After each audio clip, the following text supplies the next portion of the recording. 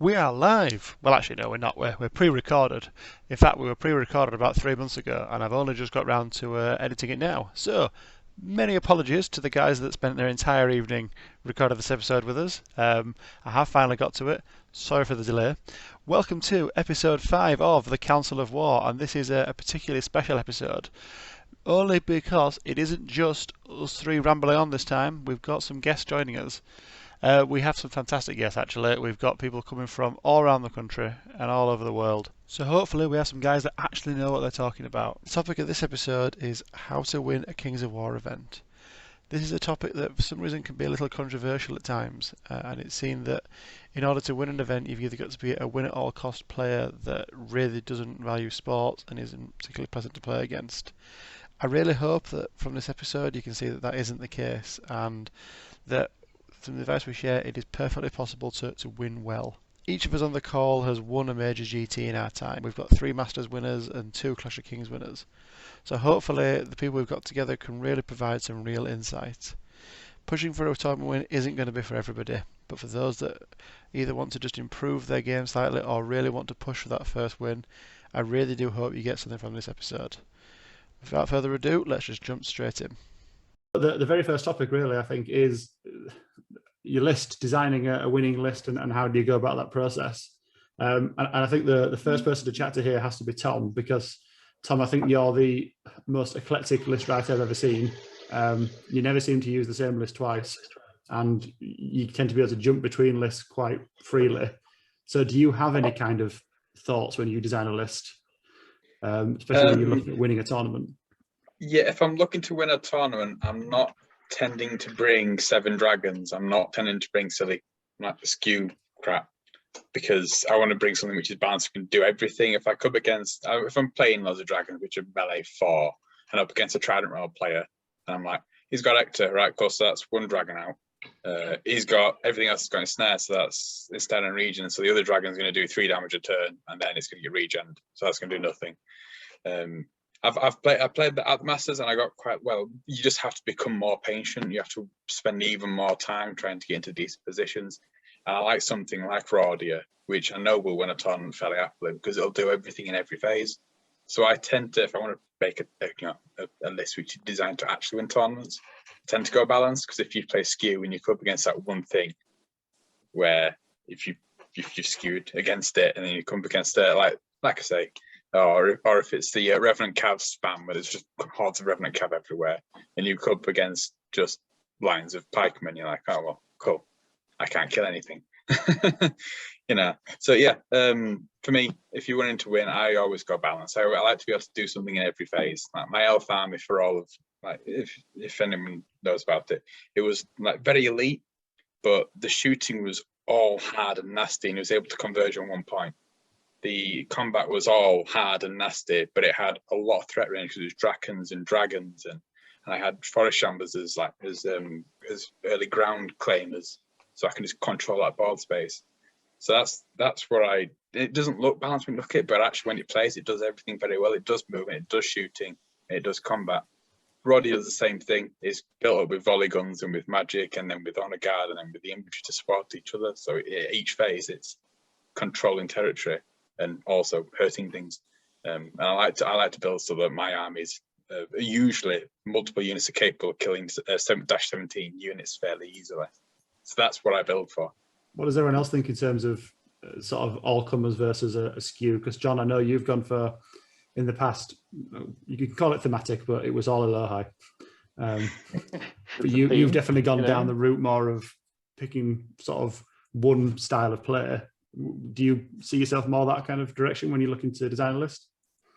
I mean, a lot of the time when I choose a list, I don't choose a list based off if it's going to win me a tournament straight off the bat. What I try to do is create a list from something that I want to use. So I wanted to use like the Alohi, like a fast moving list after spending 15, 20 years like playing undead, I'm very slow undead. So it was just nice to have a bit of a change.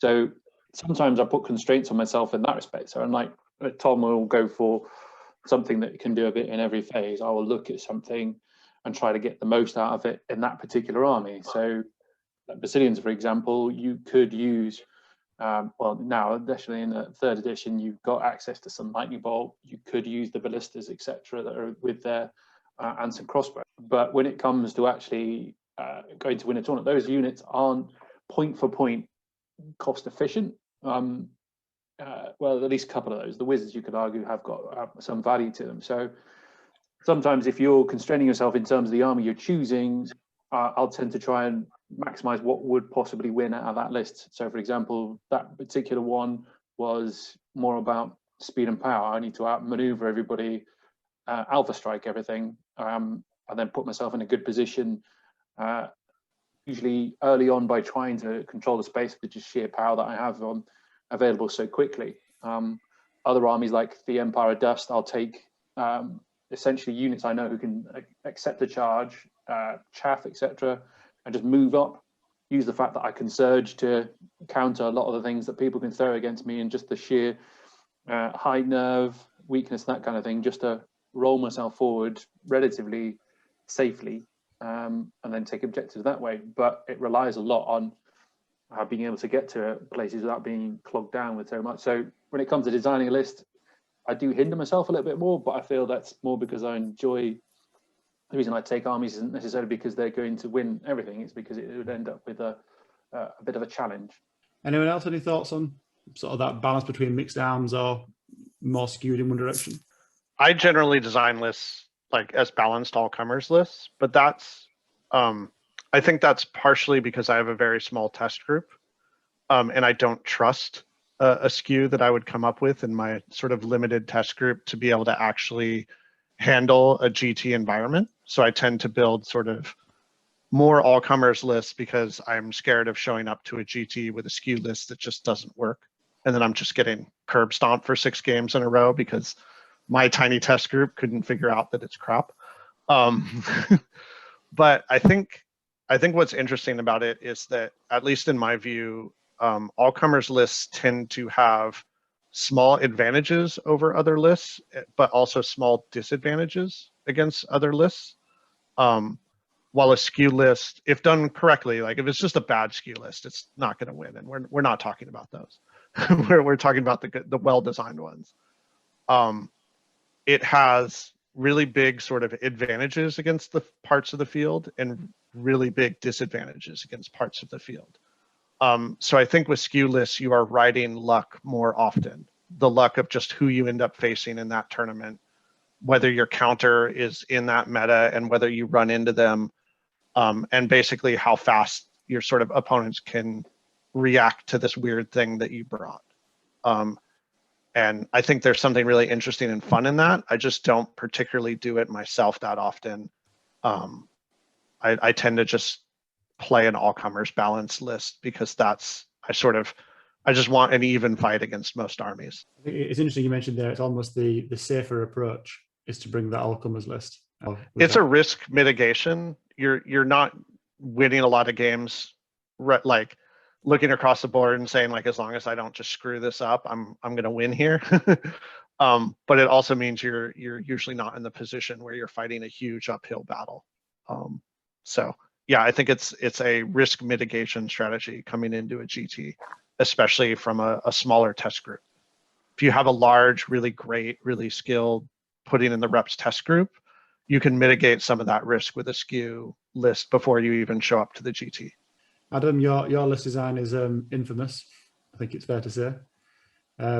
Would you see your style as skew, or is it balanced to the point of being an awful list? So I'm a big fan of skew lists, but I think the main question is what sort of tournament we're off to. If we're off to a generic Clash of Kings, a big tournament, wouldn't go skew. You'd be looking at mixed arms because there's too many players.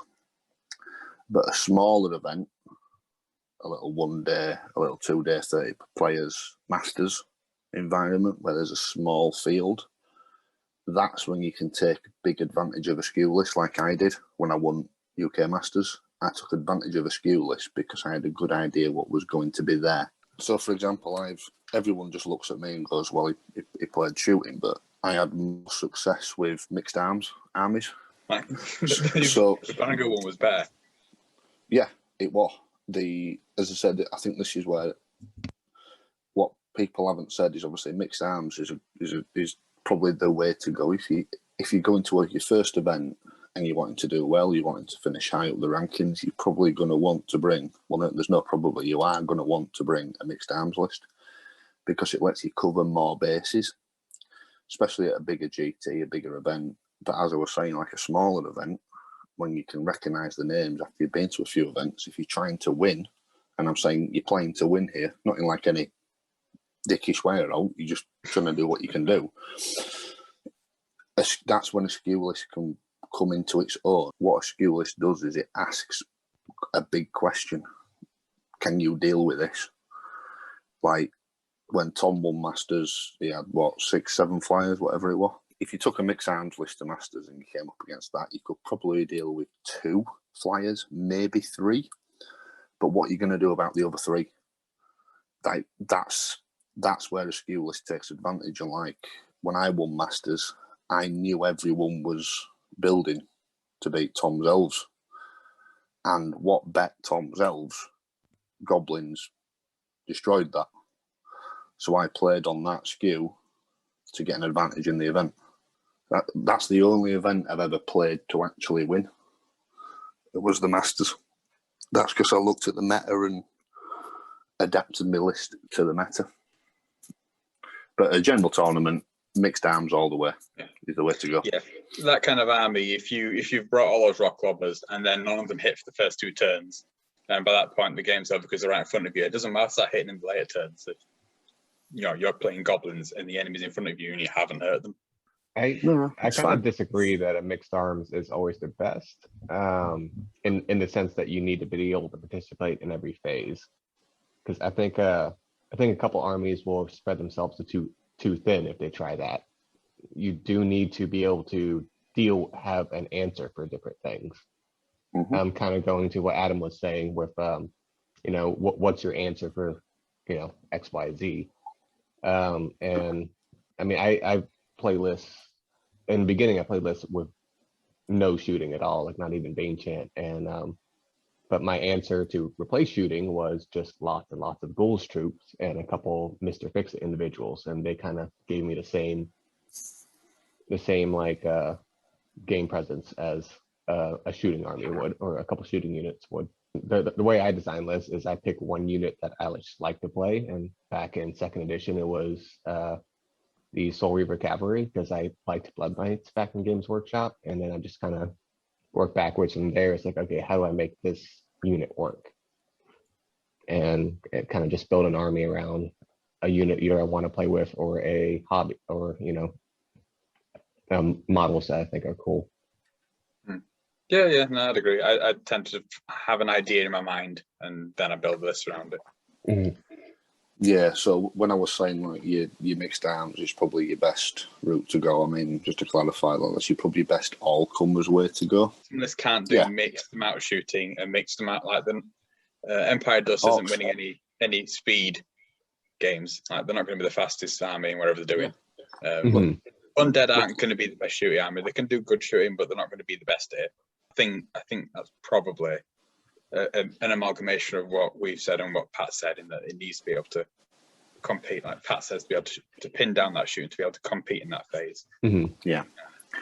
So a mixed arms list needs to have an answer to a lot of the common builds. Like I might fight a flyer. I might fight a bit of shooting. I might fight this. I think it stops being mixed arms at that point if you don't have shooting. But I know what you mean. Like, you need a different term for it. All comers works. All comers works. All comers, yeah. All comers. Yeah, I think that's the idea. Is basically the word for it is the opposite of skew, which is a commitment to being able to deal with multiple types of threats and play in kind of multiple ways. It doesn't have to actually be shooting. It could just be, or speed specifically, but it's sort of having that all-comers mentality. I mean, that's a what skew list tends to not care what you're playing because it has a singular battle plan. Like, don't get me wrong, it cares to some degree. You have to, even with skew lists, you have to vary how you play some to what you're facing. But for the most part, it's entirely about enforcing its battle plan and its will on you. And like, if it works, you win, and if it doesn't, you lose. Versus like an all-comers list, which is more of an interplay with your opponent. So. I think one thing to point out with skew lists is I think if you're going for the skew, you are accepting a weakness in your list. Yeah, you're not going to complain if it turns up. Yeah, you're accepting a weakness in list. So when you are playing the game, me personally, when I play a skew list, I'm always trying to score maximum when I can, or take advantage of whatever situation I can. Even like, I'm not saying silly odds, but if you were looking at a combat and you were thinking, well, it's probably a 40% to kill it, with a skew list, I'd probably take that odds, just because it's going to give me a bigger advantage if it succeeds. Yeah, I mean, if you come up against a bad matchup down the line and you play conservatively, you can afford to if you play big elsewhere. Correct. That's my view of skews anyway. Or all-comers lists can afford to play a bit more safe. I'm talking general rule of thumb here. Obviously, it's going to differ between armies and builds, but I think you can play a bit more safe with an all-comers list compared to a skew. I found something really interesting. You sort of talked about both Tom and Adam, where when you sort of knew the meta going in and the meta was sort of small, you felt safer playing crazier skew lists. And that to me, like, the more you know about what you're going up against, the makeup of that meta. Like, if you could have perfect information before a tournament about what everyone was bringing, I think that's an environment that can allow skew lists to be more successful. So like, the more information you have, the more the meta. And then the other part of it is, I think skew lists lose value the longer they're on the scene. Yeah, when they first arrive, like first tournament out, when someone unveils this horrible surprise for you, like the whole sort of scene might still be trying to figure it out. Like, you might come up to the table and be trying to think how you even deal with this kind of army.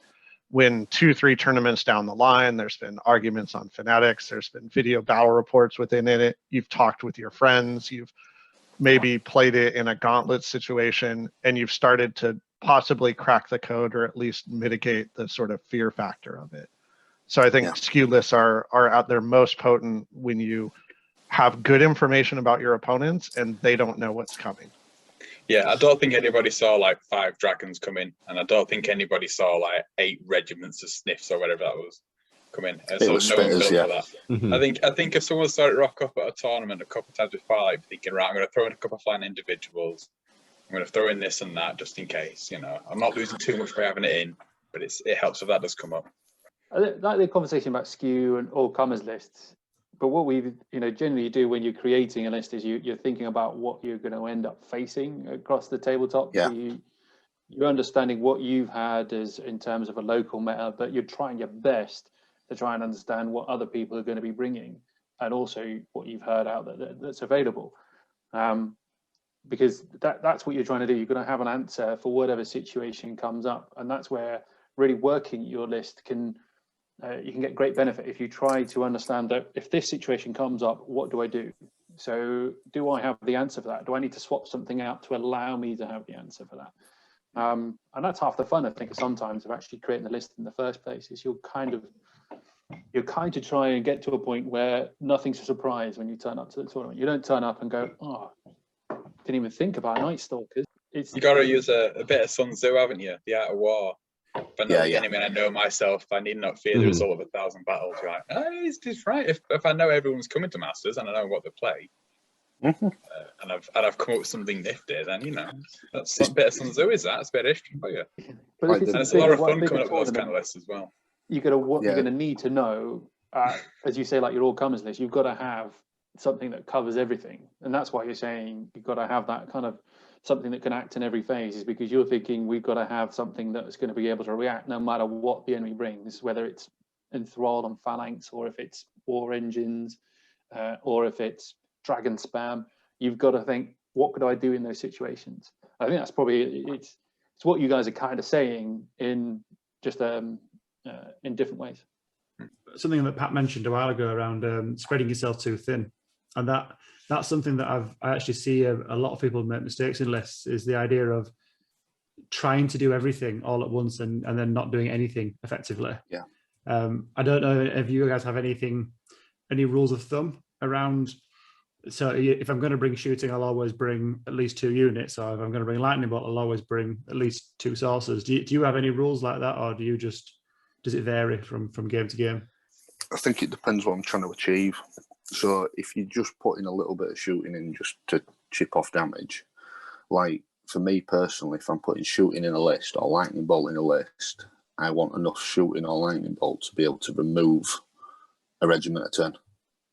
That's the number I'm looking at. I'm looking at 24 lightning bolt with a little bit of.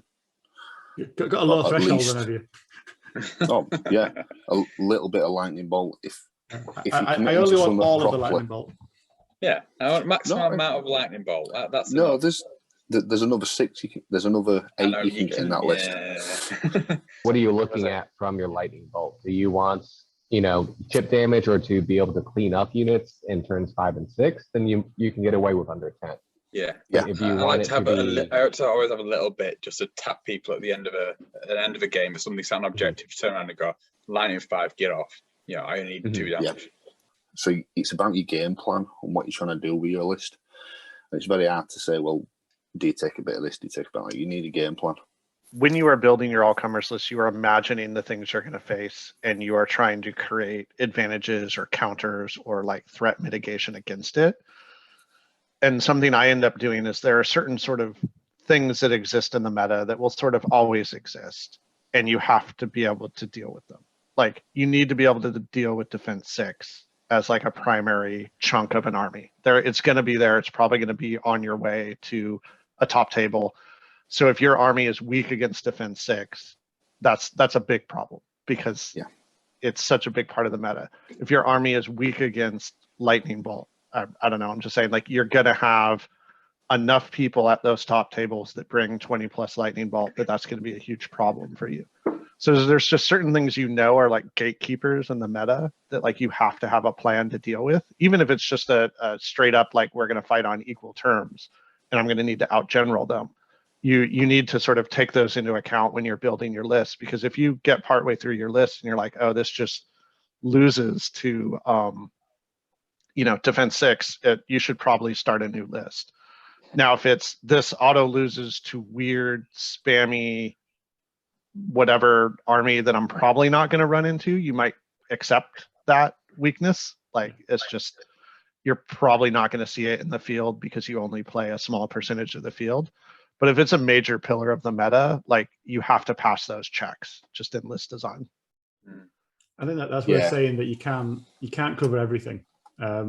We've been sort of talking about covering as much as possible, but I think you can tie yourself in knots. And again, it's that thing of spreading yourself too thin, of trying to cover every single little thing. So that's a really good piece of advice, is to understand what the top 5 things you're definitely going to see are. As you say, is it defense 6? There's going to be some chaff. There will almost definitely be a mounted individual. How am I going to deal with these key things? And then not worry so much about how am I going to deal with 1,000 Fleabag regiments. And know your own player strengths to go along with that. Like if I'm terrible at dealing with flyers in my backfield, don't bring a list that's bad about dealing with flyers in your backfield. You're like doubling down on your own weakness. Bring mitigation for that. If I'm great at playing around artillery, then maybe that's something you're allowed to be weak at because your own player skill makes up for that sort of weakness in the list. Or something people don't think, like you have a creative use for a unit they don't think of that actually fills that gap, that sort of thing. This is more applicable to sort of any list you design, but I think you should be a master of your list. You should know its strengths and weaknesses super well so that when you show up at the table for an actual GT, like mean something tournament, you're focusing on, the terrain, your opponent, the mission, all of those variables, instead of still trying to sort of learn your list and what its strengths and weaknesses are. You don't want to get game 3 and realize you hate list. Yeah, and like, or that you get to game 3 and you finally figured out how to use this unit to its, strengths, and you've lost your first 2 games. you really want to minimize the number of like moving pieces when you walk up to that table, and knowing your own list really well. And there's a lot of ways to do that. But just knowing your own list, having control over your own army and its strengths and weaknesses puts you in that position of power to then only consider what's changed in this matchup instead of like, what do I do? What is this good at? So like that's in your control to the most part. And this is something where I'm like, do what I say, not what I do. I'm terrible about bringing last second unpracticed lists to events. But knowing your list really well is something you can control and helps you have clarity of sort of thought when you get up to that table. So. I suppose there's a question related to that. What's everyone's view on net listing, or taking a list either similar or exactly the same as a list you've seen winning a tournament before? See, I hear a lot of people say it, and then I've heard equally amount of people turn around and said, I tried that net list and I couldn't make it work at all. Building into what you know is probably better than building into somebody else has learned. You know, they've played 20, 30 odd games more with that list. They know how it works. They know the weaknesses. I got a lot of my old elf list with people saying, how the hell do you play that? You lose one unit and falls apart. Like, yeah, we're a reasonably small scene. So not all the time, but oftentimes, if you want to be truly successful with a list, you're going to run into that person you stole it from. And you have to be pretty confident that you're going to play it better than they did, which is hard. So I don't see it as a problem. I think piloting a list and designing a list are two different skills, and the best Kings of War players are good at both, usually. But I don't see it as a problem that you sort of take someone's list, do some tweaks to it, and then play it as your own. You just got to be confident that you can have improved on it or can beat the creator, because you're probably going to run into them eventually.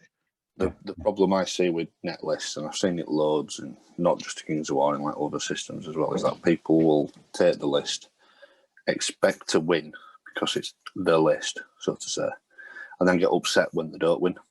A good example to go outside of Kings of War as well with the net list is that people build to beat them. That's what people build to beat. Like, you can talk about specific people and specific list archetypes, but if anyone played Warhammer 8th edition, you'll have known that people played Chaos Warriors and they played Noble Warriors, and it was the same goddamn list, and everybody ran it. People are coming to play against that because Warhammer players have no imagination. But also, you see a net list and you expect you're going to play it. You don't want to have a bad time getting run over by a net list. So you take that, you take that into consideration. That's what you can expect to fight.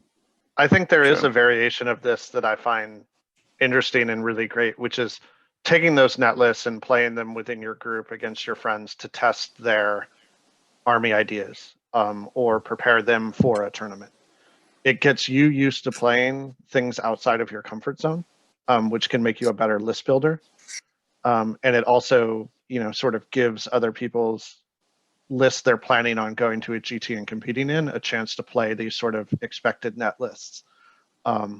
So I think like grabbing them, using them for practice, trying to reverse engineer and figure out all the moving pieces so you can apply it to your own lists is really fun and cool. But just like copy pasting one and expecting to win is probably not going to pan out. So. Yeah. I like playing different lists. I like to be all over the place doing different things. So it's quite nice as well in that way, is to learn different list archetypes and how they play, so that when you play against it, you've got a bit of experience. Any other comments on list building? Yeah, enjoy it. It's good fun. Pull the fire alarm and change the matchups when no one's looking. Yeah. A $5 to the TO. Or a couple of drinks. Like the drinks is easy. It's the same price, but then they get drunker.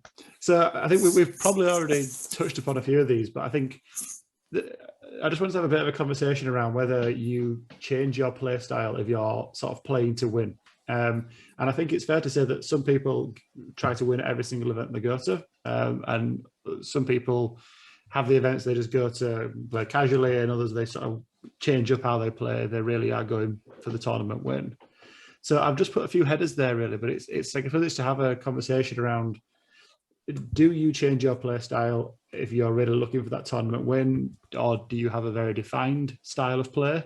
And I suppose the the top one I've put as a reminder is to really understand your scoring system and the differences that come from that.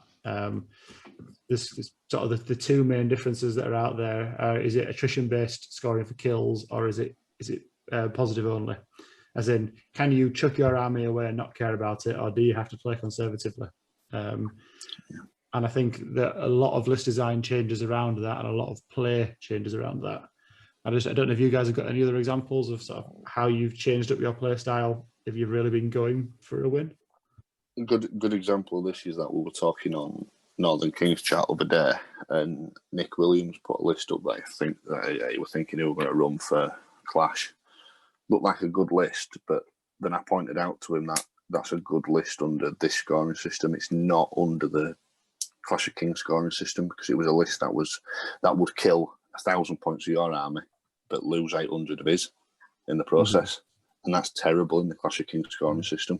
You have to kill 1,000 and lose 100 down how you're playing the game.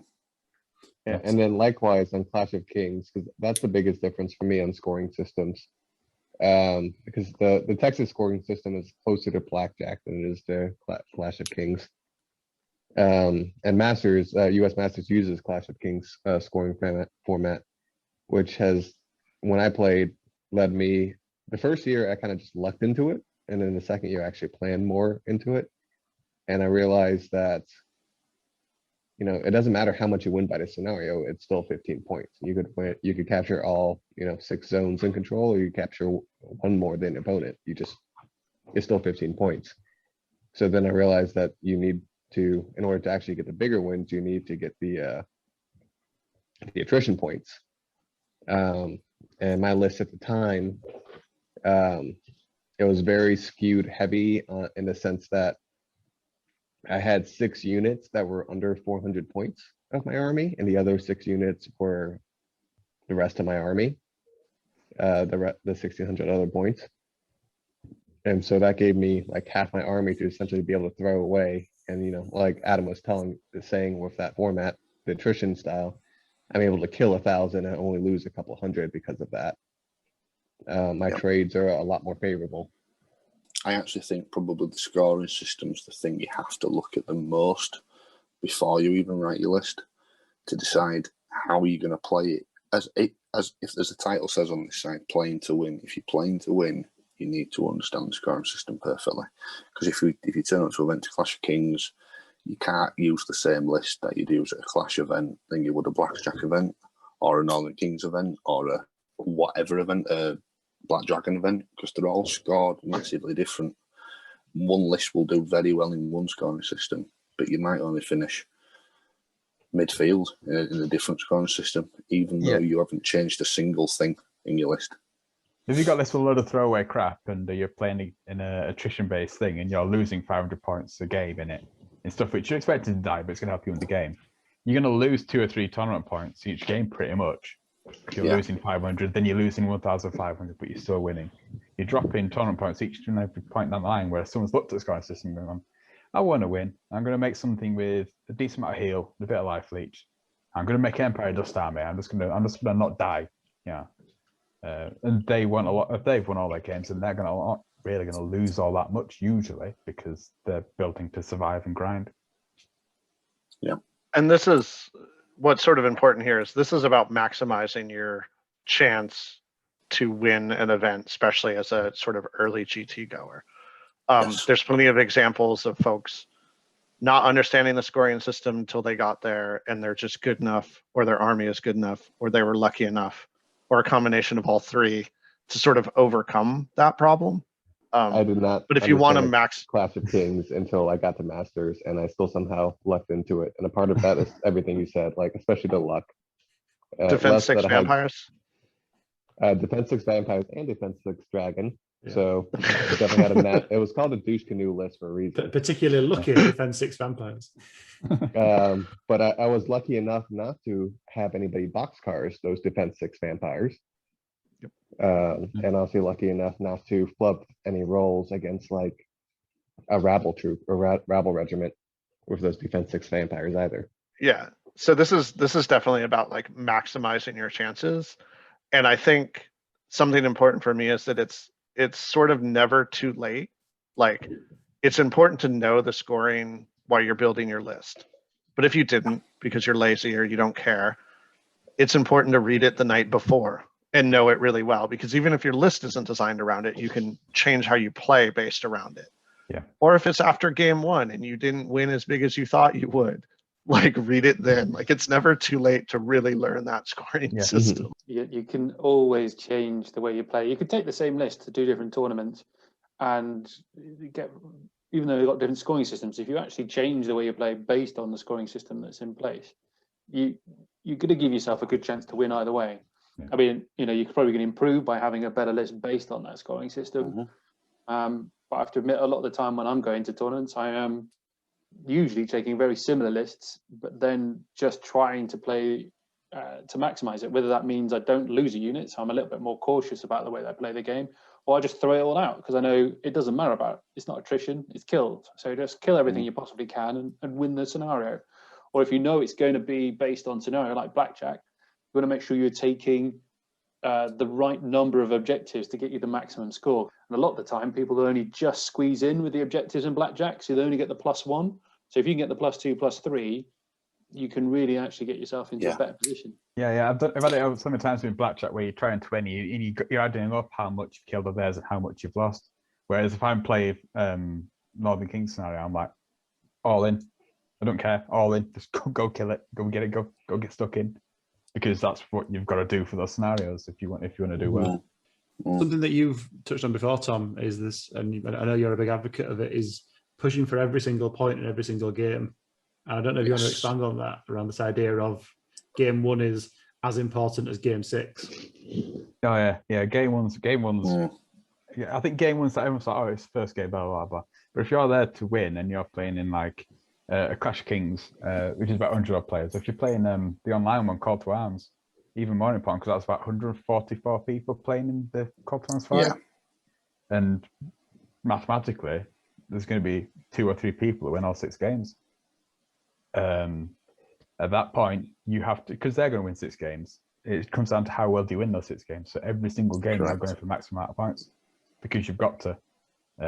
You can win all the games, and you can't feel hard done by if you've taken small wins, and the other person has played big every time because they're taking the risk. You know, it's inherently risky. But if you're playing to win, then you don't win by playing safe. There's also the idea of not taking your foot off the pedal towards the end game. You know, it's a little easier to keep your foot on the pedal in like a call to arms situation where it's 1 game every 2 weeks or whatever, and you're online and you're in the comfort of your home. But when you're at that GT and you're sort of seeing a crushed opponent across the table, and maybe like you start to feel bad, or maybe you start to worry that you're being a dick or something if you go for the table or you go for the maximum points, or you still really play that tight competitive at the end of the game.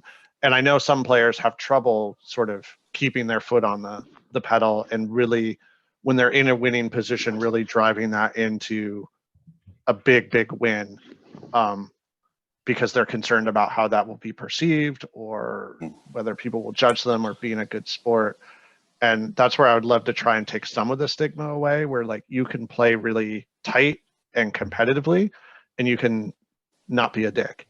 It's okay. Yeah. Something which I kind of like with, again, I know Northern Kings, blah, blah, blah, sorry. Something I like about Northern Kings scoring is that you can be going for a tabling, and in return, they're going for that 1 unit that they really want to kill because screw you. Or they're going for that 1 unit because I'll get them a couple of points back. So they're still playing for something, even though it's going to go really horribly for them. They're throwing druids in at the end of the game for kills. Like, they're not going, druids kill things. Run away. They do. But they're not running away trying to save points. So actually, they're getting stuck in, and it's a bit more fun for everyone involved. Yeah, whereas like Clash of Kings scoring, when it's a positive, when it's with how theirs works, like I've had games before when I'm winning like 19-1, and my opponent's got 1 unit left and he's running it away behind a wood to hide it so it don't die. So he's keeping that 1 point. In that situation, if you're playing to win, you need to kill that unit. Yeah, it's not. You need to kill that unit. having about 2,000 points of stuff running after this lonely flag bear, like, get here, you bastard, I want you. Yeah, you are going to chase that unit and get the points. I know sometimes people going about sports and stuff like, oh, well, he tabled me and that wasn't that great. It's how you are as a person. Just don't be a twat. Yeah. Simple. Like, And I think make a joke out of doing it. If you're going to do it, don't really, make a joke out of doing it. Like, get him a beer. As you say again, I'm going to get that last guy. I'm going to get him. I'm after him. I'm like, take the piss. it's just It how matter. you do it. Yeah. So I thought at the end of the day, it doesn't matter. Just, Like, have fun with it. For me, if the roles were reversed and I was trying to keep one unit alive, in my head, if I was the 1 to the 19, for example, and there was one unit left, I'd be like, I'm going to hide this guy. I'm going to deny you a point. That's my view set in that. So when you go into the sports argument, no one's going to win that argument, because you're going to get some people who are, you should just call it a game, or you should do this. It's like, well, no, play all 6-7 turns, see how it is. If it ends up being a 20-0 tabling, that's what it is. As long as you're not easy game at the end of it, do you know what I mean? As long as you're not a knobhead. Yeah, you got to be a gracious I have winner. no issues. Yeah. Well, I think this is where playing to win actually comes up, right? Because if it's game 6 and you guys are bottom table, you're probably not chasing that flag guy down. You're probably calling it and getting beers early and going to watch some other games or something. Yeah. And it's understanding, and this is where it gets difficult, because like if you're in those top tables, no one's probably begrudging you chasing that flag guy down. But in that middle bit of the tournament, when the winners and the losers haven't fully shaken out, where one person is playing, aiming for those top tables, and the other person is used to playing more towards those bottom tables, that's where I find the sort of complaints happen. And it's not really fair to the person playing to win, again, as long as they're not a dick. But what I do find is like communication at that point is important, and like talking through these things, like most stuff in Kings of War. I have a quick example about that. I was playing at Adepticon in, I think, 2017. And I played in like the third game, Eric Trowbridge, and I was losing. And we ran out of time, and it was up against the sort of lunch break. So round time was over, and we were doing the sort of thing you sometimes do where you say, okay, like if we could continue playing, you'd get that unit. You probably wouldn't get this unit. That'd be like a long shot. And he sort of said like, hey, I think like I've won my first 2 games really big. I think I have a really good list. I think I'm going to make a run at winning this tournament. Can we just take the extra time into lunch, play this out, and like, I know what reasonably would happen, but I might be able to earn some extra points with some spiked rolls here if we take that extra time. And having that communication and that conversation, I'm like, yeah, sure. I don't want to get in the way of you fucking winning this thing. Like that would suck. If just because I wanted to get in the pizza line first, like, no, let's do this. I understand where you're coming from. You're not trying to be a jerk and like take more than the odds would give you. You just want that chance to get more points and win the tournament. So I think a lot of times like communication and being a human being is important. Kind of touched upon a little bit is minimizing losses. Yeah. Yes. And one of the big things is if there is a big difference between a 2-point loss and a 10-point loss. And a 10-point loss you can jump back from in a tournament, because like Beal said, some people have a bunch of small wins and they might go undefeated, but they might only get like small victories points wise. And on the other hand, if you end up getting big points in other games, you can take a good loss and still end up placing first. And so the whole playing to win, getting points, it's also about realizing I'm going to lose this scenario.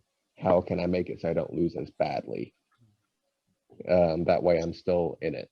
Have you found yourself in situations where you've had a risky move that might lead to the win or a safe draw? And where do you kind of fall down on that one? Would you take the safe draw, or are you always pushing for the win if it's still available to you? I think for me, it depends how you'd look at. If you're running to win, you'd look at what everybody else is doing. So I've had a few events where Like I think it was a Masters thing against Dan King, but he was about 10 points up on me, so I couldn't play for that. I knew I had to play big, so he could have tried to play for a draw, but I think he was playing for a win as well. I think he'd been in a better position if he'd have hit the foot off the gas a little bit and not been as aggressive as he was, because at the end of the day, he could have lost small probably and still been okay. Table 2 might have jumped him, but that's the situation we were in. So I think that kind of point's kind of it's when we need to watch other people. But usually, if I'm playing to win the tournament, I'm going to go for the big long shot. If it's early in the tournament, it's better to take the big win. Yeah. Because if you end up with because I'm assuming if you go for the big win and you lose, you'll end up with a decent loss, if not a draw. Like that's not going to be going from a 19-1 to a 119. But maybe from a 19-1 to a 8-12 loss.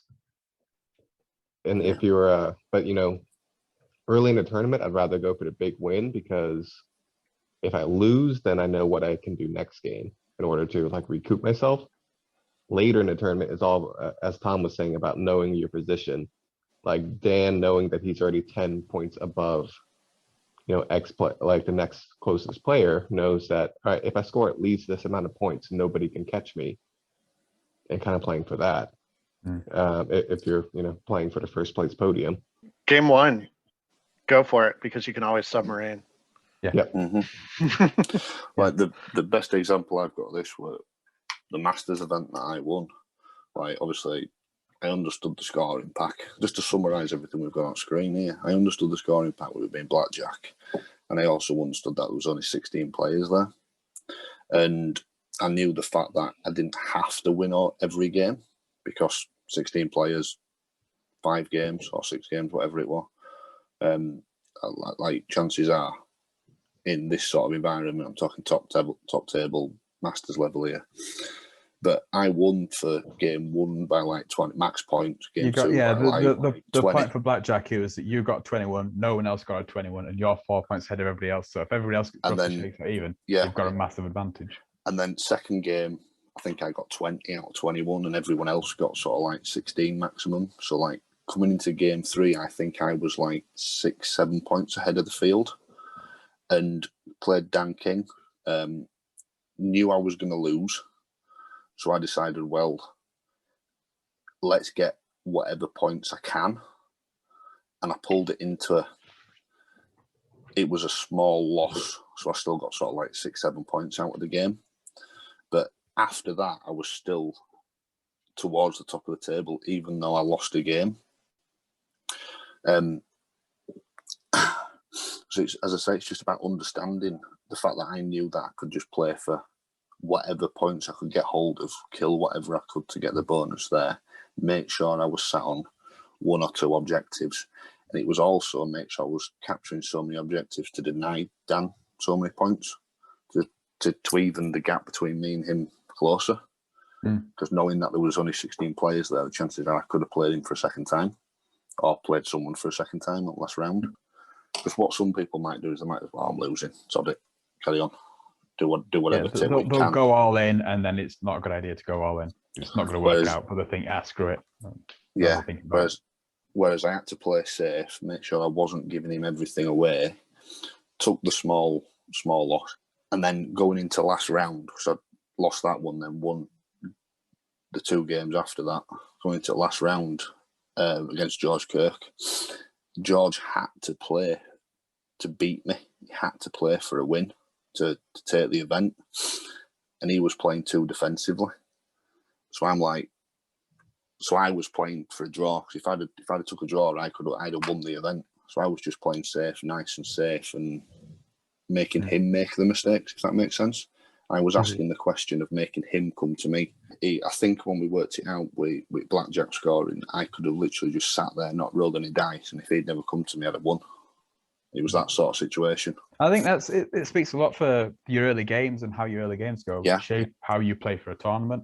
I've had a couple of events before where I've gone to the final round and I'm 18 points up, and I'm like, as long as I don't get tabled and I kill something, you can't lose, and that's because you've played hard in those early rounds, and you've gone for, you've got like 2 or 3 tables, and you've gone for the scenario, you've spread out, you've gone for what you could get, and then that last round, you might be playing a good opponent, but if you're asking too much of them, and all you have to do is play fairly conservatively, then you're safe. It might be a draw, but that draw at the start of the tournament feels much worse than the draw at the end of the tournament where you've got all of your points. When Nick Williams won Clash of Kings, I remember chatting with him on way back in car, and they were like, he were working it out. He were working how many points he were on and how many his opponent were on, and he worked out that if he kills an X amount of points because of the scoring system, his opponent can't win. So his game plan was kill 1,200 points or whatever that number was. So that was his game plan. Didn't matter if he won because of the scoring difference. It was enough ahead to make sure that guaranteed him the win. So that's how you have to play it at the sort of like top table sometimes. So what about the opposite mentality? Say you're down by the 16, 17, 18 points. And do you go for that, trying to table the top, you're on table 1 and you're trying to table the top placement, but if you lose, you'll go from, a 2nd, 3rd, or 4th placement to outside the top 10? I think what do y'all feel on that? Yeah, obviously play to win is I'm same. I think I always go for it. If I wasn't playing, if I saw there's another people, there's 2 or 3 people similar points or a little bit more than me, and it's asking so much of me to actually get a win, I might turn around and go, if he thinks he's fairly safe, I'll just take the points where I can get them, and he'll be happy with his small loss or whatever, and I'll be happy with my minor win. But I think at heart, I'll just go for it. The thing is, if you see an opportunity, though, I'd take it because I'm greedy. Sometimes people will play too safe; they'll give too much up, and by the time it's turned around to like turn 4 or 5, you're like, "Oh, actually, I'm in trouble here." It's because I haven't been playing normally. I guess I haven't had it because I find it super hard to play for a draw. It's a weird knife edge for me to be on. Like, I know how to play sort of conservatively to not lose big, but like to actually aim towards I'm always have to play towards a win, even if I'm giving myself like a little extra. It's really hard for me to play for a draw. It's just, I think a draw's like a pillage scenario, and you're there thinking he's got a fast army with lots of little cheap drops, and my army's not fast, but I can stay on 3 objectives and then clear then enough 2 with each other that I'm supporting each other thing. So I shouldn't lose. That's where you start. Yep. I think you build off of that. Maybe I might be able to surge in and get one later on. I might be able to pick something up with my only fire that I've got because he's got faster stuff than me. Yeah, I think the tricky thing about Pat's sort of question of like, do you go for the win that can knock you out of the top 10 if you fail, or do you go to try and like, do you aim to just podium, or do you aim to get like a top 10 finish at a big event or something? And I think for me, outside of team events, because team events are different. If there's a team component, you're trying to get the best for what your team needs. But with the individual events, and I hate to sort of minimize this, but like Kings of War doesn't matter in the larger scheme. Like no one's getting paid for this. Wait, like you guys aren't getting like paid? Pat, like you win, like you win Masters, and then you go into work the next morning, and everyone's like, nothing has changed. Like it's not. You're not going to Disneyland. You're not on a Wheaties box or whatever the equivalent is in England. Yeah. So go for the win. Like it's cool to podium, but like take that opportunity for the greater glory, because at the end, you top 10ing a major tournament is like, that's neat and it's a sign of improvement, but we should all be going for that win. Like that's how the ecosystem should work. End of the day, Monday, you're at work, you're still going to be knackered, you're still going to be hungover. You might as well go for the win for it. It's not as if you can bring your master's sword into work, is it? Walking around like. Technically, I work from home, so it gets to be up here. That's where it sits. Man, y'all got a sword for this? Yeah. He's got a small plaque. I got a sword as well. You got a cavalry close by just to show it off at all or anything, I built a shelf at home with all the medals on, so I think everybody does that, don't they? You know, the only thing we get from this is glory. Glory. I've got a downstairs loo of trophies. I was going to say just that, you know, it comes back to how you want to play. Do you change the way that you play during the tournament? Yeah, I mean, you might have to be very malleable. You're going to have to deal with different scenarios coming up, and there's going to be a lot of things that are going to maybe make you want to change it. I mean, as you say, if you play conservative, you may win the game, but you've got to feel comfortable with that. Don't try to play a game plan that you're not comfortable with, because somebody comes over to you and goes, oh, you just need to get a draw. And you go, oh, well, I'll change the way that I play completely just to get that draw. You'll end up falling on your face. So you've got to feel comfortable about how you actually achieve the result that you need. And I think the last point, as Brinton pointed out, we're not paid for this. We don't turn up and do this because, we get a massive prize award for it. We're doing it because it's bragging rights next time, you meet your gamer friends, or if you're like me, you just tell everybody at work until they're bored. Yeah, I mean, the main thing for me is it's not like Formula One where it's okay, I'll settle for the fourth and not risk it for the first, because it's risk reward. I'll take my 17 points and move on. Yeah. It's not that. Like our lives are not at stake over this. Our livelihoods, there aren't huge organizations and hundreds of millions of dollars behind us, except maybe Tom. I don't know. Particularly funded by the UK government to upset all the Canadians and Americans in online tournaments. That's what it is. It's a worthy spend. So yeah, have fun. Yeah. We've got the BBC World Service and Tom. Yeah, I've got one more actually, which I want to touch on as well. Is when you're playing and you see like your opponent make a mistake or they're asking for a take back, even if you are playing to win, I would let them have that. And I think it's important because if you make a mistake, you get to ask for the same thing. Because as soon as you say no, you can't do it, and then you make a mistake, it comes back on you the same thing. You can't expect to, oh, I forgot this, can you let me do it? Well, no, because you didn't let me do that. Yeah. If I've made a mistake and they said you can go back and do it, and I went, no, I won't go back and do it. I've missed it. That's my bad. They don't get to turn around and then say, oh, I missed it. Can I redo that? And I'm like, well, it's not really fair to ask that of me because I've said no to myself because I screwed up. So as long as that's like that gentleman's agreement is there, you can still play to win. Like, as long as you're decent people about it, you don't need to. Yeah, I do think you need a consistency on that. Like, if you're going to allow it, then if you're going to expect it, you need to allow it yourself. And don't be one of them people who allow it one game and don't allow it another game, and then yes, that consistency applies across the tournament, not per game. Yeah. That being said, I do think it's a little bit bad sport to ask for a take back, depending on the scenario. Like if you're asking for a take back of something that something just happened that dramatically changes your decision, then I think you as a player needs to go and say, no, I missed my opportunity. I can't take that back now. Yeah, emotional blackmail's not like. Yes, emotional blackmail is a good way to put it. It's a good way. That's a good way to put it, I think. You let the implication hang in the air. There's that like awkward, oh, I forgot to shoot this. And then there's just that pause. And you're just hoping. Yes, I'm aware hoping that you did. They say. Yeah, you did. And they're like, yep, too bad. But, I think all of us, I think it's been talked a lot to death about like when to allow takebacks and when not to, and what the sort of right side of sportsmanship is. And most people have a pretty aligned view on that, I think. I think it's one of the things where you should just like at the start of the game saying, if you get something wrong, I'll if you miss something out, I might point it out. If I've done something wrong, do you mind if I just redo it? It's not going to alter the game. Can you just redo it? I'll let you do the same thing. As long as you're on the same page, I think. A lot of the problems you get is for people who haven't done that, and then it becomes an issue. So just jumping on to the idea of I've put it here that the winning mindset, which is a very, very grand way of saying it. But I think it's something I've experienced, and I've certainly seen people do it. And this is usually players that maybe aren't used to being on that top table and are getting nosebleeds, as they describe it. And I think they psych themselves out from being where they are. They forget that it's just another game. It's just another opponent. Everybody's beatable. Everybody has good games and bad games.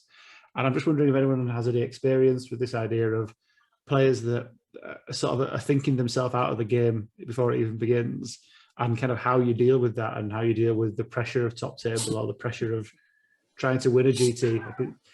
Mr. Quayle, I can see your hand slowly rising. Jonathan wants to talk. Yes, John. Yes, I do. I think it's one of those, you can easily do it if you haven't got the experience. And I'm guilty of doing it plenty of times when I've just got to a table and overthought something. And then when it ends up happening, you start making simple mistakes. A little bit, I played Tom at Masters, and he used his 5-dragon list. And I had a lot of flyers. I was thinking, it'd be perfectly fine. I can use my normal battle plan. And then I started to think about it too much, psyched myself out so much that I ended up forgetting simple rules. Like the fact that whites are nimble, so they can fly behind me and then surge into the rear. Stupid stuff that you'd easily remembered and gone, I don't want to make that decision. I don't want to charge him in there. It's a really obvious trap, John. You play Surge. Like, it is. Fuck. Exactly. But I've done it to myself because you've overthought it. You put yourself in a position of going, I need to do something extra here. I mean, in reality, you just stick to your game plan and what you feel comfortable with. I mean, it's a classic thing in sports, isn't it? Pressure has such a big impact on certain players. Certain people will not play to the qualities they have. I think I remember seeing one of the Dash 28 games, Tom. I think it was the last one you played against Keith Conroy when he used his herd army, and he went from having what was basically a really fast, super nimble army. He put it all in a corner and hid from you, rather than actually try to make the most of his actual force that he had. Because he was worried about Surge coming across the other side of the table. Yeah. I remember that game. Yeah, that was he altered his game plan way too much. It definitely felt like he got in his own head. But a good example of that was, I think Elliot commented on it. It was a Clash of Kings round 6 and against the Dwarf Army. Was it Dan Reed? Yeah, it was. Yeah, where he deployed all his stuff at the back in cover from all my shooting, and then he fed things one at a time, and he didn't play control. He played for this little box, and I think turn 1 after deployment, Elliot said he's lost this because he's looked to my army and he's gone, how do I deal with that? And then he hasn't dealt with it. Yeah. When if he'd have gone out and he'd done the dwarf stuff where he could have put some surges up by some impassable terrain, so they're covered from the flanks, and I can't go into because of defense 6. He's got his little dwarf berserker and his little dwarf with wings. He's got lots of little tools that'll do the job, but I think he just kind of got psyched out. And it's worth saying that Dan's an excellent player, and he knew exactly what to do against your list. And I think top table Clash of Kings. Yeah, I think if it had faced you in game 2, or it had faced your list with somebody else, maybe he knew exactly what to do there. He got to the top table by being an excellent player. And there's another thing as well, and I think we've mentioned this on Dash 28. It's the pressure of the webcam, the pressure of the live stream. So many people, the curse of Dash 28 when they rock up to your games and everything falls apart. And I suppose, does anybody have any strategies of how you deal with that, or is it just a case of drinking helps? Drinking, yeah. Being hungover also helps. Run out of fucks to give. Having a routine where you're like, okay, let me do my basic checks. I'm going to move this unit, and I know I need to check the arcs and ranges of these units. That helps you, get your basics down and not psych yourself out. Like talking about, playing against 5 flyers. You haven't played against 5 flyers before, let alone on the top table. Just move units and then check the ranges of those 5 flyers. That only takes like a couple seconds each. And I think that and having that routine where you have like what you need to do in order for your game plan kind of really helps out on that. Yeah, I think myself, because I've been in these situations, I think the more you can ignore, like usually the reason you get in your own head and you play scared or you do other stuff is because you're afraid of losing what you have at that point, or losing what could come next. Like you're in a position you're not used to being in. Oh my gosh, I could win this thing. Oh my gosh, I got it. And suddenly you're scared of losing that. So at least my own mental trick was always play as if you have already lost the game, right? Like don't worry about the thing you're going to lose. Sort of take it into your head that like, I'm not going to win this. I'm not going to win the tournament. I'm going to tumble down the rankings. Doesn't matter. Now just play the game in front of you. Don't be afraid of it. Don't be afraid of those repercussions. Play the game in front of you as if the worst thing that could happen already has. And just go with that. Sort of like in war, act as if you've already died and you won't have that fear. And that can sort of keep you from psyching yourself out. And the other one that I find is accept that you're at that position for a reason, and that they might be better than you, they might be smarter than you, they might have a trap you don't see, but that's okay. Like, trust yourself and don't sort of triple guess yourself and work yourself into a bad situation. Like, play a straight up game plan the way you think it would work. And if they're smarter than you and they catch you out, that's okay, but at least you didn't ruin it for yourself. Like, you make them outplay you, don't outplay yourself. So those are the two sort of things I like to look. And if you can just ignore, like, a GT win I got, they don't do top table. It's randomized each round. So like, you might be playing the leaders, but there's not like a defined table 1 you're sitting at. So I didn't know I was on table 2. And I didn't know a big win would win me the tournament. And I just played it like normal. And then they announced the winner and I was surprised. And that helped a lot for the nerves. So it's really interesting you say that, actually. My biggest ever GT win, I was playing as the spare player. I was brought in at the last second. So there was zero expectation on me, and I wasn't really supposed to win because it's kind of uncouth that the spare player wins. Yeah. So I went into every single game thinking, well, this is fine, I'll play my game, but hopefully I'll get beat here, and then the correct thing happens. And then I won the whole thing, and it's like, oh. Whereas I think actually, if I'd have been on that top table at a big GT thinking, I really want to win this, rather than I'll play the game, I'll have fun, I think I'd have probably approached it quite differently. So it really helped me there, actually, just thinking, yeah, I'm not really expected to win. I shouldn't win. It's not, I'll just enjoy the game. And I got to beat Adam, so that was fun. So one thing I do on every single game is the start of every single game, every round, every turn I play, I always ask one question, like, what do I need to do this turn to win or to start to win? So is it clear an objective so I can get it the next turn? Is it conserve some points here? Just ask that simple question every single start of every single turn. What do I need to do next?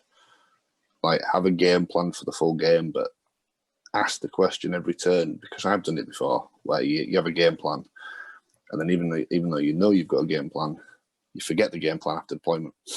And we've all done that at the time, so you realise that you had a plan and you forgot about it. So just ask that question just to keep yourself on track. I think another good one, I don't know, obviously I can't speak for everyone else, if you're feeling that confidence, ride it. Like, I think the Masters one with the Dragon one, I went to that tournament and I wasn't nervous going down there at all, because A, it was the Dragon list and I didn't really care. I was there to throw zombies at people. But B, like, every single game I played, I was like, I'm not nervous. I don't know if it's going to go well. I got into that mindset that I'm just going to win this. I know I am. And every single game, I think that comes across. If you've got that confidence, I'm just throwing zombies across the table. And everything you're putting down, like there, blah, blah, blah, go. That confidence shows through. And I know it doesn't affect dice rolls, but I think it affects your mindset. And sometimes, I don't know if you guys have had that where you've been in that mindset. It's like, I know I'm just going to win. Correct. I've definitely had games and tournaments where, because dice have gone my way so far, you just kind of, you do something thinking, I'll be fine here now, because it's all going to go well. It's, the elementals are going to hit 10 times out of 18 on falls. It'll be brilliant, and everything will go wonderful. Yeah. I think it's a nice one to like analogy is when you see, obviously for the Americans it might not be such a thing, but like playing football, you'll have your own version of a different sport or something similar. I think you call it football as well. They do have soccer, it does exist. That's what I'm getting at. But obviously when I've been playing, and I'm average at best, but sometimes you have it in that mindset, I'm going to do this perfectly, and then you pull off something which you have no right of doing, but because you have an absolute faith in what you're doing, it just works, because I don't know, there's a certainty in what you're doing. I don't know if you guys have experienced it, but sometimes you have that mindset. It's like you have a certainty of what you're doing. Hold on to that, because usually it's there for a reason.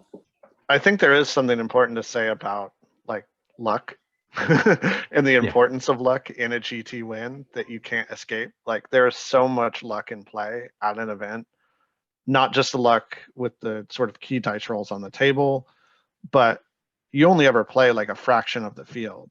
So even just like in a 6-game, like 40-person event, that's what, like 15% of the fields you face head to head.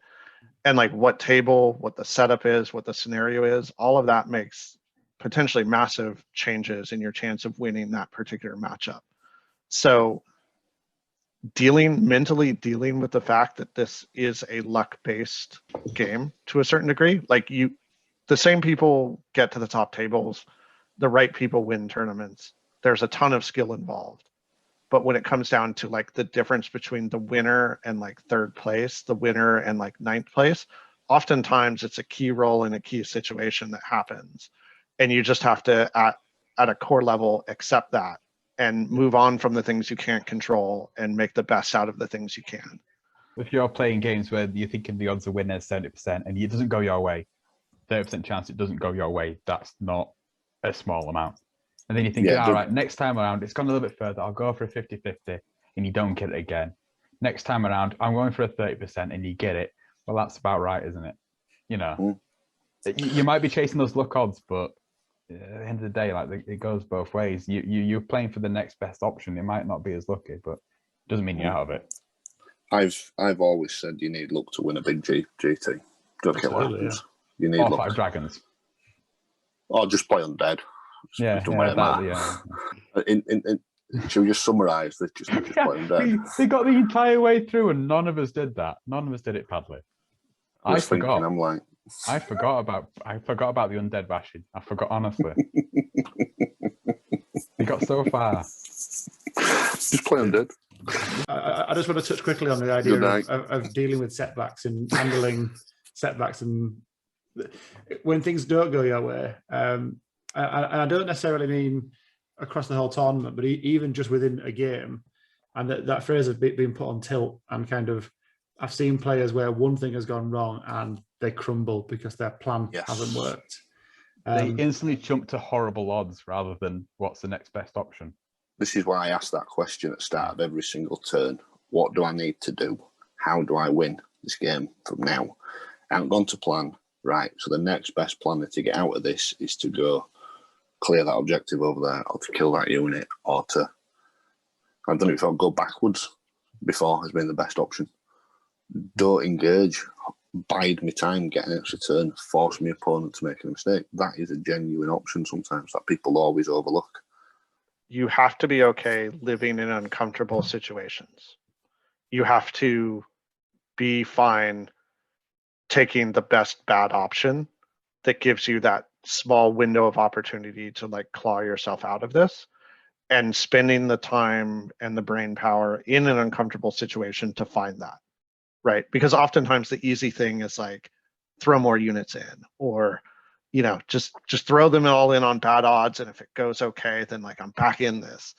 And oftentimes that's not the right play. The right play might be carefully positioning all of your units so the dragon in your backfield gets one bad charge instead of its pick of great charges when your all-in strategy fails, right? But you have to be okay operating in an uncomfortable mental position of like, I'm probably losing this game. Things are going bad for me. The dice are against me. My whole tournament is crumbling. And like living in that space and still making good, rational decisions, I think separates tournament winners from people who tilt when something goes wrong and tosses the tournament away. One thing I will say is I prefer that situation. I actually like being in that situation when having to actually think, how do I win? I actually really doing, I always play better in that situation because I enjoy it more. I enjoy trying to work out how to get out of a hole I've put myself in. Just an example of what Brinton was talking about there. If you go and watch the Dash 28 live stream from my game against John Green, the Suete Gigante tournament, I flew Julius behind the lines, I think turn 2, and looked at his entire army, got the rear of his entire army. Now, I think a lesser player there would have just crumbled and not known what to do, but John played that perfectly because he accepted that something had gone bad for him. He was in a really naff position, but then he played it through and he said, well, something is going to get flanked or reared. So how can I make this the worst possible situation for my opponent? And it was just an excellent example of going back and watching him. He takes his time. He doesn't panic. And I was really annoyed at him because I thought I'd won then. At that moment, you think, great, I've got Julius behind the lines, and he didn't panic. And it was really annoying because you want your opponent to panic in that situation. So it's that thing of, okay, a bad thing has happened, but what can I do now? How can I mitigate this? How can I make this the least bad situation that I'm in? I was going to say one thing with just, you kind of mentioned though, that people who do, they flip out because they're not doing well. They react badly to whatever's happening on the tabletop, and you've got to avoid them affecting you as well. You can get that on occasion. It doesn't happen all the time, but you will have that person who goes, well, that's it. It's over now. You're in turn 3. You've killed one unit of his, and you're thinking in the back of your mind, you can easily come back from this. But if you just allow them to overtake you and force that kind of mindset on you, you slip up, you start to make mistakes. It's kind of like the opposite of feeling really sorry for somebody because they have actually got to turn 5 and there's only one unit left on the tabletop. You want to console that person, but still play the game. Whereas the person who ends up reacting badly to it, the last thing you want to do as well is get into that kind of conversation with them and try to explain the situations going out. They're not dealing with reason at that point in time. They're dealing with the fact that they've created a decision and decided that they've already lost. So you've got to keep your wits about you a little bit with that, because it can be really off-putting and really ruin it for your experience. I agree with you, because I'm terrible in that situation of trying to explain to my opponent why it's not over. And that's not my job. It's not my responsibility to explain to them. But I think you're right, that bit of decency in the back of your brain wants to go, no, honestly, it's not over because you can still do this, this, and this. And then you think, why have I said that to you? No, you've all right, just do this, and he does it. And I'm like, why did I tell him that? When people do that, I get annoyed because to me that's one of the most unsportsmanship things to do, in my opinion. It really bugs me. I've had it before at an 8th edition tournament where I was playing Wood Elves against Vampire Counts, and he got a big Van Helsman cab, which is like a surge in King's War, but the entire army goes forward against Wood Elves who like to be able to shoot you. And now he's about 8 inches away from my lines in turn 1. And then everything I had, because he'd gone full tilt forward, everything I'd found little ways to get out, and I had to really play my ass off to do it. And he just got so angry because somehow my Wood Elves have managed to worm out of this impossible situation. For turn 2 and 3, when I started to shoot things, and I'm teleporting around woods, because that's what you could do with Wood Elves back then. And he got so frustrated that I think he called it turn 4. And I went, look, I know you're pissed because you've lost the game and you thought you're in a good position, but like that attitude, it kind of ruined the game for me. I played my ass off there. Frankly, he got really lucky with that spell, and he's in an amazing position, but he'd gone too far forward and he'd screwed himself. He gave me opportunities to get out, and it was his own doing. And he came back later on. Yeah, actually, you're right. I'm sorry about that. Do you wanna? I'll buy you a beer and have a chat if you want. And after that, we're like, yeah, it's fine. Because I get tilted the other way because I get annoyed and then I stop thinking properly in them situations when people are like that. Because, as I say, for me, it's one of the most unsporting things to do in the entire game, is to just decide that you've lost, even though there's clear ways out of it. Yeah, I think it robs your opponent of their credit. Like, if one bad roll turn 2 decides this game, even if it might end up doing that, you're basically saying like your opponent doesn't have a place in this, their skill, their strategy, none of that matters. What mattered was this one stupid incident. And I think that's a really arrogant, insulting way to treat the game. I do think it's okay to acknowledge when things are going bad for you. But yeah, don't give up the game. Don't say like, well, it's pointless at this point, and those sort of things, because it's a shared experience. You're building you're having a game together, and it's both your responsibilities, regardless of what the luck of the dice or your own stupid maneuvers have done, to sort of keep it a good experience for everyone. I've tried to get better at that as well. When you see a bad dice, you're like, oh, dice, like, you put them there, didn't you, Tom? Dice are dice. Deal with it. Don't rely on it. Yeah. So it's something that I work at. I think everybody needs to work at, just trying to be a bit better about it. To be honest, actually, we've already kind of mentioned a lot of this, really. But it's this idea of how to win well. And we have probably covered, I think, all this already. But yeah, do we think that the mindset of going in that I want to win, I want to get every single point from you, can that be compatible with sportsmanship? Yeah, I think my worst sportsmanship games, and I think Adam will definitely join me on this, and I don't know what position you guys are in terms of your past with playing games, is that if you go to your friendly local gamer store, I've had worse situations there with people, and I've seen worse situations play out between two players there in a situation that doesn't matter compared to any top table game I've ever played at Kings of War. Yeah. It says so much for how to win well, because these people are playing top table, who are playing to win. I think there is a really interesting thing that I've had the most terrible games not at tournaments for the most part. Like the worst games I've had in my life have generally been a random at a game store who would probably tell me that they don't play tournaments because the sportsmanship is too bad there. Yep. The only times I've fully abandoned games, like packed my stuff up, turn 2 and left, is in random game store games, not tournament games. But I think something we have to remember is, like, honestly, Kings of War has a pretty relaxed tourney scene when compared to a lot of other games, which means even folks trying to win the event have plenty of room to be great opponents, right? Good folks to hang out with, play lists that don't make you want to throw up in your mouth too much, and bend and break the spirit of the game. Like, to play hard lists, play by the rules, play tight, and play well, but still have a great experience while doing it. I think there can be a stigma about trying to win a GT among certain groups that I think just doesn't apply to the reality of most Kings of War players. It might apply to a Magic the Gathering 600-person, event with money at the end, or like the War Mahords community or something else. But like, it feels like an old insult that just isn't actually relevant to this Kings of War community. I think a good point as well, just to build off what Brinton said earlier, in terms of, like, if you've all gone to a weekend tournament where they're to have fun with his mates for the weekend, the tournament's incidental in that. Like, there's a whole tournament ethos which is built up and is actually a myth, but actually we're out there with his mates to have some fun and push some balls about and throw some dice and go get pissed and go for a meal on the evening, and that's what we're all there for. And for some of you, break away from your wife and kids. Not for me, I just do it because I want to. I don't have an excuse. Right, the number one thing for a tournament for me is a weekend away.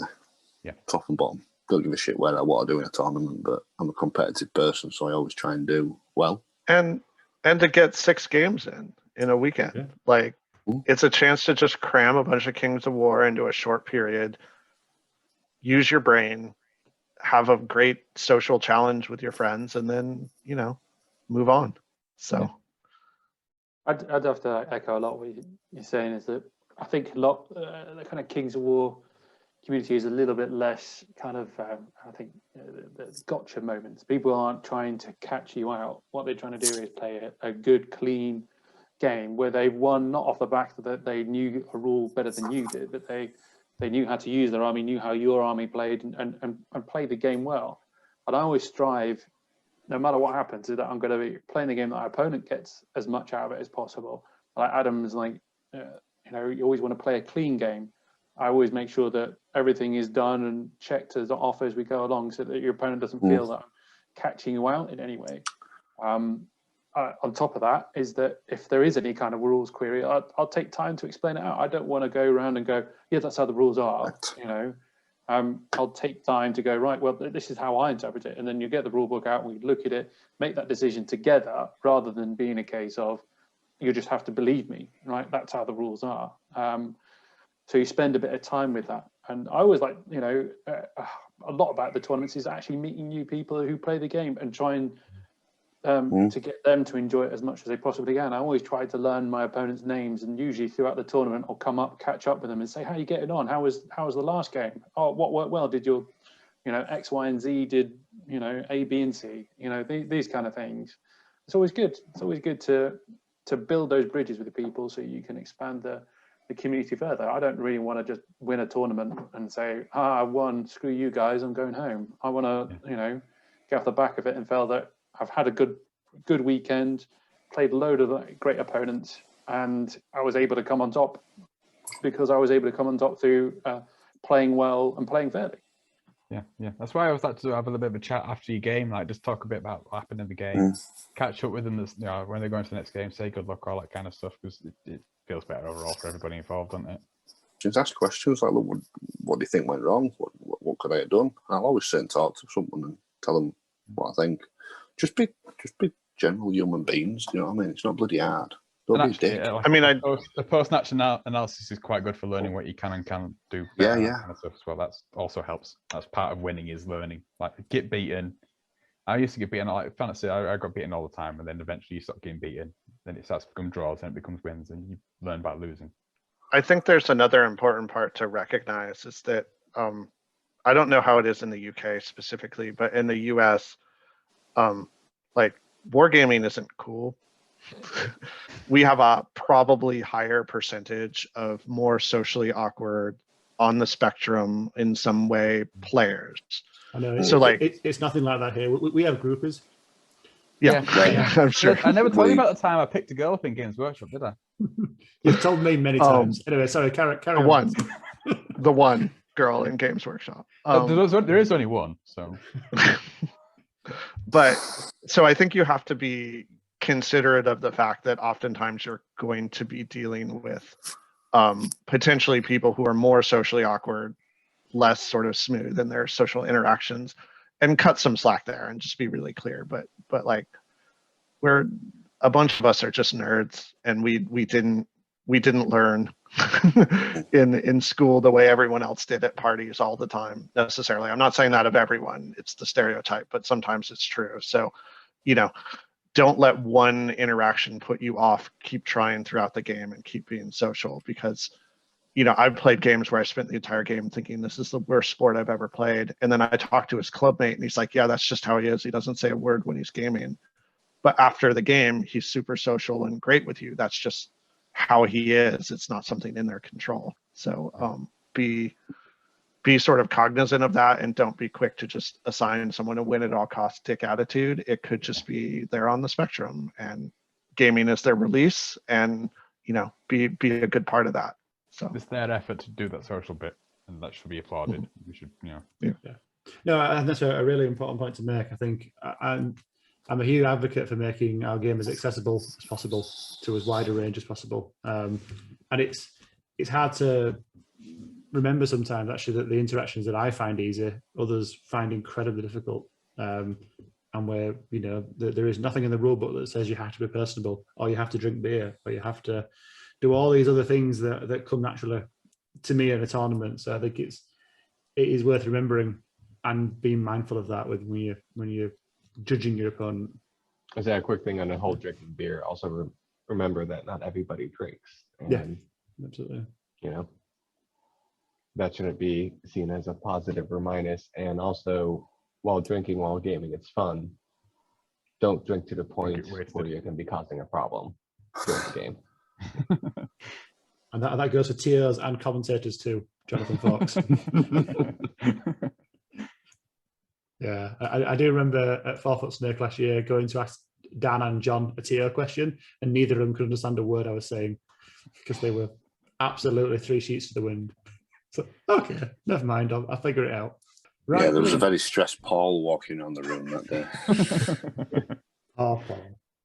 So we're on to the final slide of the final stretch. So thank you very much, all of you, for the discussion at this point. I think it's been really brilliant. But I suppose from each of you, if I can, very briefly, a kind of a key piece of advice that you would say to anybody who has maybe been to a few tournaments before and wants to start looking to either just progress further up the tables or really wants to go for that first win.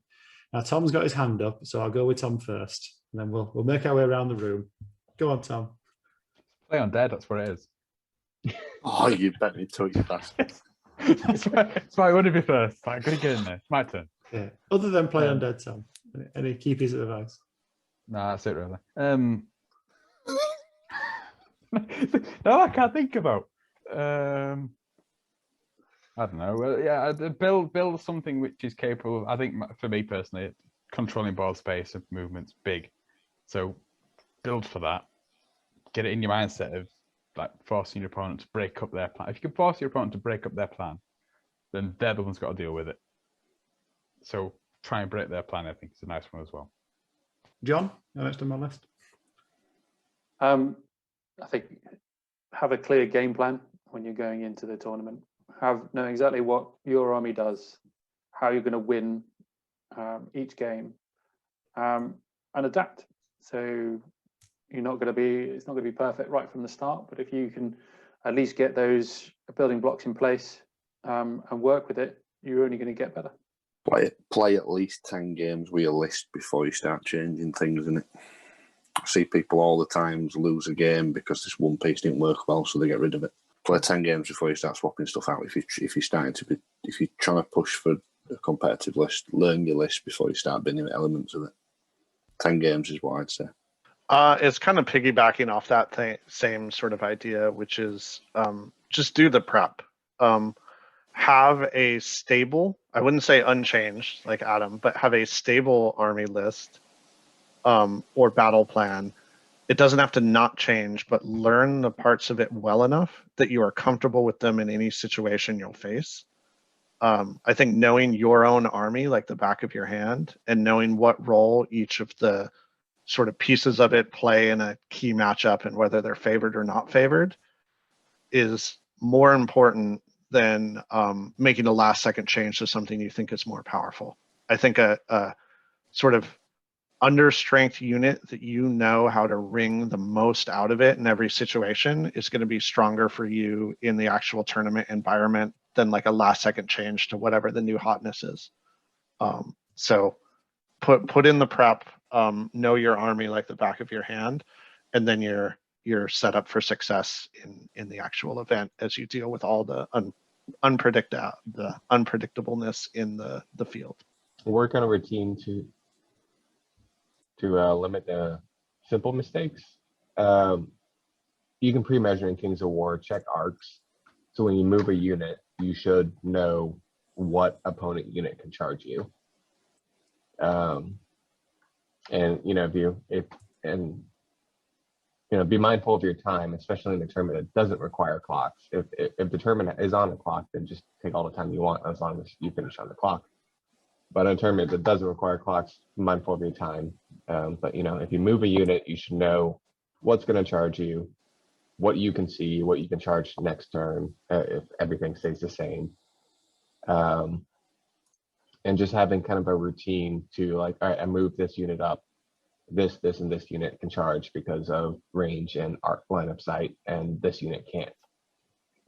Doing that basic thing will improve your gameplay tremendously.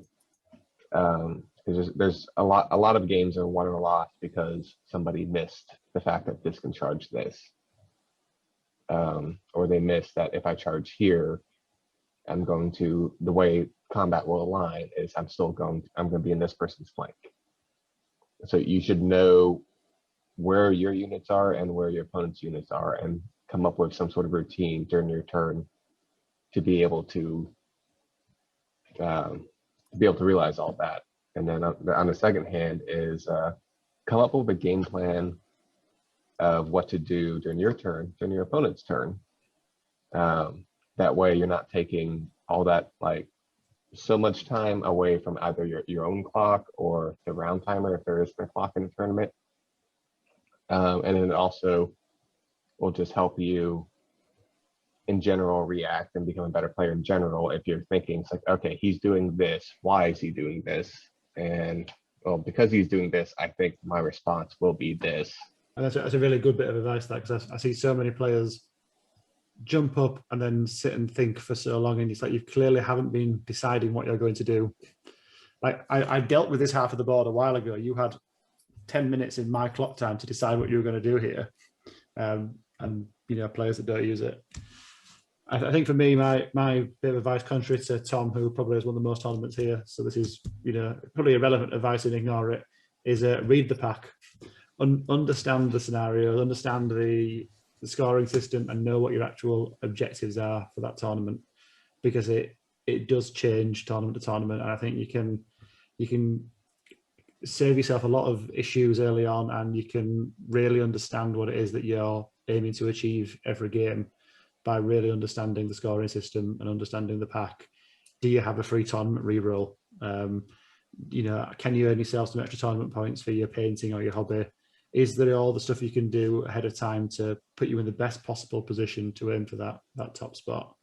I have seen people before that would have won if they'd have just had consistent basing across the army, or would have won if they'd remembered 3 or 4 other things that they could so easily have done prior to the tournament, and just didn't read the pack, didn't do it, and have slid down the field. So that would be my closing piece of advice.